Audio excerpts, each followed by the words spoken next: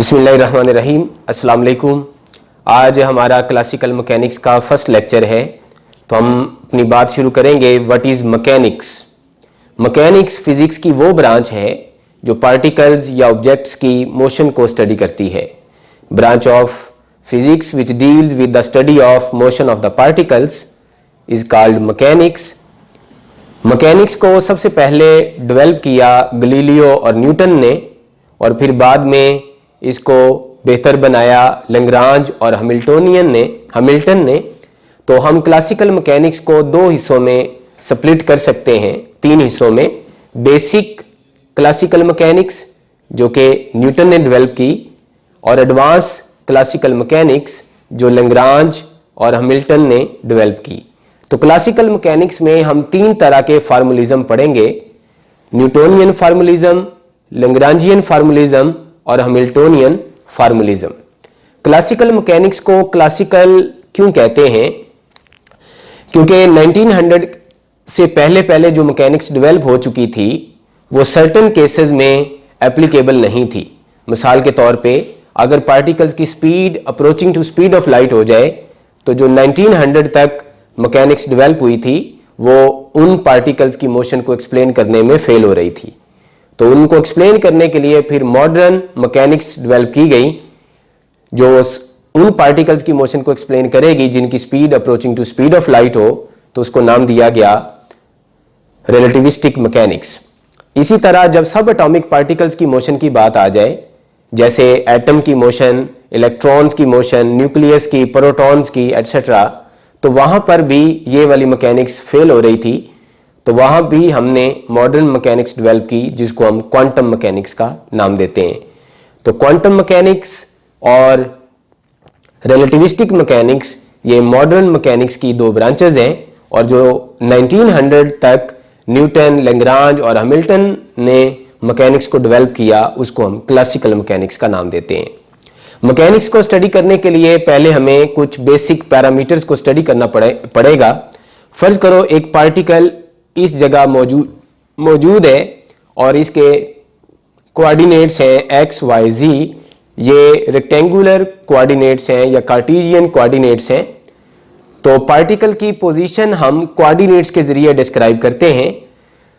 हम Cartesian coordinates भी use कर सकते हैं, पोलर कोऑर्डिनेट्स भी यूज कर सकते हैं, सिलेंड्रिकल कोऑर्डिनेट्स भी यूज कर सकते हैं, स्फेरिकल कोऑर्डिनेट्स भी यूज कर सकते हैं। हमें कब किस तरह के कोऑर्डिनेट्स यूज करने चाहिए ये डिपेंड करता है कि हमारा प्रॉब्लम किस तरह का है। अगर हमारा प्रॉब्लम एक क्यूबिकल टाइप का है तो हम कार्टेशियन कोऑर्डिनेट्स को प्रेफर करेंगे। अगर कोई सिलेंड्रिकल टाइप का प्रॉब्लम है तो वहां पर सिलेंड्रिकल कोऑर्डिनेट्स ज्यादा फिजिबल रहेंगे। अगर कोई स्फेरिकल टाइप का प्रॉब्लम है तो वहां पे स्फेरिकल पोलर कोऑर्डिनेट्स ज्यादा सूटेबल रहेंगे। तो इस पार्टिकल की पोजीशन को हम रिप्रेजेंट करते हैं पोजीशन वेक्टर r से। ये जो पोजीशन वेक्टर r है ये फंक्शन होगा कोऑर्डिनेट्स का। अगर कार्टेशियन कोऑर्डिनेट्स हैं तो ये फंक्शन होगा कार्टेशियन कोऑर्डिनेट्स का। अगर पोलर होंगे तो ये पोलर कोऑर्डिनेट्स का फंक्शन है, एंड सो ऑन। तो किसी भी पार्टिकल की पोजीशन को हम इस पोजीशन वेक्टर के जरिए रिप्रेजेंट करेंगे, और ये पोजीशन वेक्टर फंक्शन होगा कोऑर्डिनेट्स का। अगर हम पार्टिकल की वेलोसिटी फाइंड करना चाहते हैं तो हम इस पोजीशन वेक्टर का टाइम डेरिवेटिव ले लेंगे। तो किसी पार्टिकल की वेलोसिटी होगी time derivative of position vector. इसको हम r डॉट से रिप्रेजेंट कर देते हैं। जिस क्वांटिटी के ऊपर भी डॉट लगा होगा, अब याद रखना, इससे मुराद उसका टाइम डेरिवेटिव होगा। तो यहां पे dr/dt रिप्रेजेंट्स द वेलोसिटी, या r dot represents the velocity of the particle. Acceleration हमने पढ़ा है ये बराबर होता है rate of change of velocity, यानी वेलोसिटी का टाइम डेरिवेटिव एक्सेलरेशन के बराबर होता है। अब क्योंकि वेलोसिटी बराबर होती है dr/dt, तो जब हम उसका दोबारा डेरिवेटिव करेंगे तो ये बन जाएगा second derivative of position vector. इसको हम रिप्रेजेंट करेंगे r डबल डॉट से। r डबल डॉट का मतलब है second derivative with respect to time.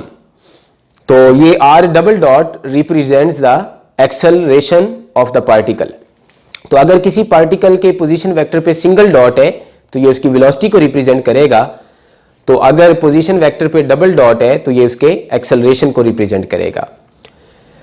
किसी भी पार्टिकल के मोमेंटम का हमने फार्मूला पढ़ा है P is equal to m v, और यहां पे v पार्टिकल की वेलोसिटी है जो डेरिवेटिव है पोजीशन वेक्टर r का, तो हम इसको लिख सकते हैं एम आर डॉट। तो m पार्टिकल का मैस है और r डॉट पार्टिकल की वेलोसिटी है, तो मैस इंटू वेलोसिटी ये पार्टिकल का मोमेंटम हो जाएगा। तो पार्टिकल के मोमेंटम को हम एम वी या m d r over D t या एम आर डॉट लिख सकते हैं। न्यूटन सेकंड लॉ हमने पढ़ा है, किसी भी बॉडी पे लगने वाली फोर्स बराबर होती है mass into acceleration produced in the body. अब एक्सेलरेशन क्योंकि बराबर होता है डेरिवेटिव ऑफ वेलोसिटी, तो फिर ये बन जाएगा m d v over D t. अब क्योंकि जो वेलोसिटी है वो डेरिवेटिव है पोजीशन वेक्टर का, तो फिर हम इसकी जगह d r over D t लिखेंगे, तो ये बनेगा m d two r over D t square. तो किसी पार्टिकल पे लगने वाली फोर्स बराबर होगी m d two r over D t square. M particle का मैस है और ये पार्टिकल का एक्सेलरेशन है। D two r over D t square को हम आर डबल डॉट लिख सकते हैं, तो हम फोर्स को लिख सकते हैं एम आर डबल डॉट। यहां पर m पार्टिकल का मैस है और r डबल डॉट पार्टिकल का एक्सेलरेशन है। हमने पढ़ा है किसी भी बॉडी पे लगने वाली जो फोर्स होती है is equal to negative gradient of potential energy. किसी पार्टिकल पे लगने वाली फोर्स उसकी पोटेंशियल एनर्जी का नेगेटिव ग्रेडियंट होती है। ग्रेडियंट से मुराद होता है derivative with respect to position vector. तो यहां पे हम इसको लिख सकते हैं minus partial v over partial r। Many important conclusions of classical mechanics can be expressed as conservation theorems। आपने बहुत सारे कंजर्वेशन थ्योरम पढ़े हैं और क्लासिकल मैकेनिक्स के जो कंक्लूजन्स हैं वो हम इन कंजर्वेशन थ्योरम्स की फॉर्म में लिख सकते हैं।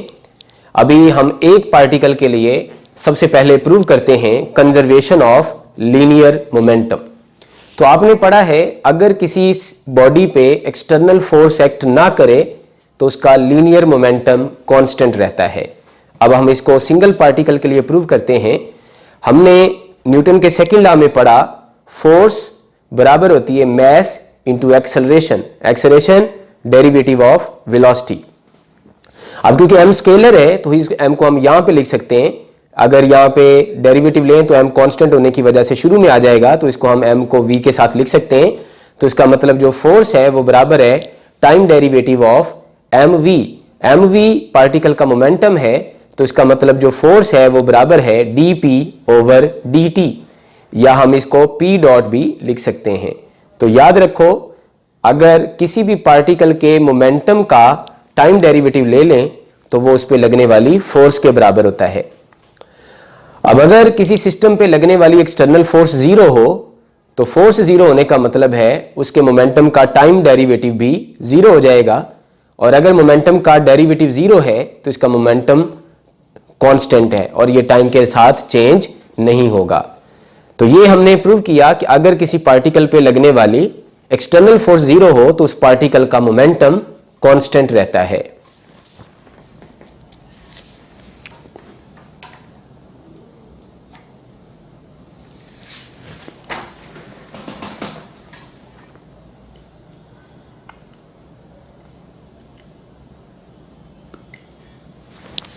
अब हम प्रूव करेंगे कंजर्वेशन ऑफ एंगुलर मोमेंटम। किसी भी पार्टिकल के एंगुलर मोमेंटम का हमने फार्मूला पढ़ा है L is equal to L represents angular momentum R cross P। P particle का लीनियर मोमेंटम है और R पोजीशन वेक्टर है पार्टिकल का with respect to axis of rotation.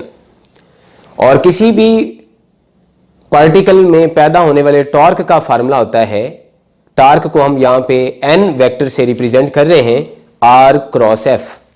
f particle पे लगने वाली फोर्स है और r पार्टिकल का पॉइंट का पोजीशन वेक्टर है with respect to pivot point. अब हम सबसे पहले एंगुलर मोमेंटम का डेरिवेटिव लेते हैं। तो dl over dt is equal to d over dt r cross p बराबर होता है mv, तो हम इसको लिखेंगे r क्रॉस mv। अब यहां पर आप देखें दोनों का प्रोडक्ट है, तो यहां पे हम प्रोडक्ट फार्मूला यूज करेंगे, प्रोडक्ट रूल यूज करेंगे। तो ये बराबर होगा, पहले आर का डेरिवेटिव क्रॉस एम वी वैसे ही आ जाएगा, प्लस आर वैसे ही आ जाएगा और एम वी का डेरिवेटिव। अब D r over D T हमने पढ़ा क्योंकि वेलोसिटी के बराबर है, तो ये बन जाएगा v क्रॉस एम वी, और इधर ये r क्रॉस, और ये पार्टिकल का मोमेंटम है, और हमने पढ़ा पार्टिकल के मोमेंटम का डेरिवेटिव फोर्स के बराबर होता है, तो इसकी जगह पे हमने फोर्स को लिख दिया। अब क्योंकि वेलोसिटी और मोमेंटम दोनों एक दूसरे के पैरेलल होते हैं और पैरेलल वेक्टर का क्रॉस प्रोडक्ट 0 होता है, तो इन दोनों का प्रोडक्ट 0 हो जाएगा, तो आपके पास रह जाएगा r क्रॉस एफ, और r क्रॉस एफ पार्टिकल में पैदा होने वाले टॉर्क के बराबर है, तो इसका मतलब D L over D T ये बराबर होगा torque acting on the body. जैसे हमने पढ़ा फोर्स बराबर होती है rate of change of linear momentum या time derivative of linear momentum, इसी तरह एल डॉट या D L over D T rate of change of angular momentum ये बराबर होता है बॉडी पे लगने वाले टॉर्क के। इफ एक्सटर्नल टॉर्क एन 0 के बराबर हो, तो अगर ये टॉर्क 0 होगा तो इसका मतलब D L over D T 0 के बराबर हो जाएगा, तो इसका मतलब इसका एंगुलर मोमेंटम कांस्टेंट रहेगा। तो ये हमने सिंगल पार्टिकल के लिए प्रूव किया कंजर्वेशन ऑफ एंगुलर मोमेंटम को। अब हम वर्क एनर्जी प्रिंसिपल को डिराइव करते हैं फॉर अ सिंगल पार्टिकल। फर्ज करो एक पार्टिकल यहां पे मौजूद है और हम उस पर फोर्स लगा के उसको पॉइंट 2 पे ले गए हैं। अब यहां पर सबसे पहले हम थोड़ा सा डिस्प्लेसमेंट कंसीडर करते हैं ds, और यहां पे जो फोर्स है फर्ज करो वो है F, तो फिर इतने से डिस्प्लेसमेंट के लिए जो वर्क डन होगा वो बराबर होगा F डॉट ds। हमने वर्क का फार्मूला पढ़ा है F डॉट d, तो यहां पे डिस्प्लेसमेंट क्योंकि ds के बराबर है तो फिर हमारा वर्क डन बराबर होगा F डॉट ds। तो ये तो थोड़े से एलिमेंट के लिए वर्क है, टोटल वर्क फाइंड करने के लिए हम इसको इंटीग्रेट कर देंगे। याद रखो अगर इंटीग्रेशन भी सम ही होता है, लेकिन कंटिन्यूस वैल्यूज का सम हम इंटीग्रल की फॉर्म में लिखते हैं। तो जो टोटल वर्क फाइंड जब भी करना होगा तो स्मॉल एलिमेंट का जो वर्क निकला उसको हम इंटीग्रेट कर देंगे, तो वो हमारे पास टोटल वर्क आ जाएगा। तो 1 से लेके 2 तक टोटल वर्क बराबर होगा integral 1 to 2 F dot ds। अब हमने पढ़ा है जो फोर्स बराबर होती है m इंटू ए बराबर है dv ओवर dt, और जो डिस्प्लेसमेंट बराबर होगा वो होगा वेलोसिटी इंटू टाइम। वेलोसिटी बराबर है ds ओवर dt, तो फिर ds बराबर होगा v इंटू dt। यहां से m क्योंकि कांस्टेंट है तो इसको हम इंटीग्रल से पहले लिख सकते हैं, तो ये बन गया m integral 1 to 2 dv over dt dot v vector into dt। अब कंसीडर करो derivative of v dot v, ताकि हम इस फैक्टर की वैल्यू फाइंड कर लें। तो v डॉट v ये दोनों प्रोडक्ट में है, तो इनको डेरिवेटिव लेंगे तो प्रोडक्ट रूल लगेगा। तो पहले वेक्टर का डेरिवेटिव डॉट दूसरा वेक्टर वैसे लिखेंगे, प्लस पहला वेक्टर डॉट वैसे लिखेंगे और दूसरे वेक्टर का डेरिवेटिव प्रोडक्ट रूल के मुताबिक। अब क्योंकि डॉट प्रोडक्ट कॉम्यूटेटिव होता है तो इसका मतलब ये दोनों बराबर हैं, तो इनको हम ऐड कर देंगे, तो ये बन जाएगा 2 dv over dt dot v, और v डॉट v हमने पढ़ा है ये बराबर होता है स्क्वायर ऑफ द मैग्नीट्यूड, तो v डॉट v की जगह हम लिख देंगे v स्क्वायर। तो इसका मतलब d over dt into v square ये बराबर है 2 dv over dt dot v। अब हमें वैल्यू चाहिए थी dv over dt dot v, तो ये जो 2 है ये इधर आके डिवाइड हो जाएगा, तो dv over dt dot v ये बराबर होगा 1 over 2 d over dt into v square. तो इसकी जगह पर हमने ये इसकी वैल्यू पुट कर दी। अब यह 1/2 हम शुरू में लिख देंगे, तो ये बन गया m ओवर 2 इंटीग्रल dt के साथ कैंसिल हो गया, differential into v square. Integral और डेरिवेटिव आपस में कैंसिल आउट हो जाएंगे, तो ये बराबर आया v स्क्वायर और इसकी लिमिट्स आ गई 1 और 2। तो जब हम 2 पुट करेंगे तो ये बन जाएगा v2 का स्क्वायर, और जब -1 पुट करेंगे लोअर लिमिट तो ये बन जाएगा v1 का स्क्वायर। तो जब हम इनको अंदर मल्टीप्लाई करेंगे तो ये बनेगा 1/2 mv2 का स्क्वायर यानी final kinetic energy minus 1/2 m into v1 का स्क्वायर यानी इनिशियल काइनेटिक एनर्जी। इसका मतलब जो वर्क डन है वो बराबर है चेंज इन काइनेटिक एनर्जी के। इसी को हम कहते हैं वर्क एनर्जी प्रिंसिपल। तो work done on a body is equal to change in kinetic energy. अब हम वर्क फाइंड करते हैं फोर्स फील्ड में। याद रखो जो फोर्स फील्ड में फोर्स बराबर होती है negative gradient of potential energy. तो फोर्स को हम लिख सकते हैं minus partial v over partial s। तो फिर हमारा जो वर्क डन होगा F dot D S from 1 to 2 ये बराबर होगा इंटीग्रल 1 से 2 फोर्स की जगह लिख देंगे minus partial v over partial s into D S. D S आपस में कैंसिल हो गया तो डेरिवेटिव इंटीग्रेशन से कैंसिल हो जाएगा। तो पहले हम पुट करेंगे अपर लिमिट तो ये बन जाएगा minus v2 minus lower limit तो ये बन जाएगा प्लस v1। तो इसको हम लिखेंगे v1 माइनस v2। तो इसका मतलब फोर्स फील्ड में वर्क डन बराबर है चेंज इन पोटेंशियल एनर्जी। तो दोनों इक्वेशन को कंपेयर करो, इक्वेशन 1 और इक्वेशन 2 को। तो इसका मतलब T2 माइनस T1 बराबर है v1 माइनस v2। ये v2 इधर जाके प्लस हो जाएगा और T1 उधर जाके प्लस हो जाएगा तो ये बनेगा T2 v2 plus T1 v1। ये है टोटल एनर्जी एट पॉइंट 2 और ये है टोटल एनर्जी एट पॉइंट 1। तो आप देखो टोटल एनर्जी दोनों पॉइंट पे सेम है। तो it is the law of conservation of energy.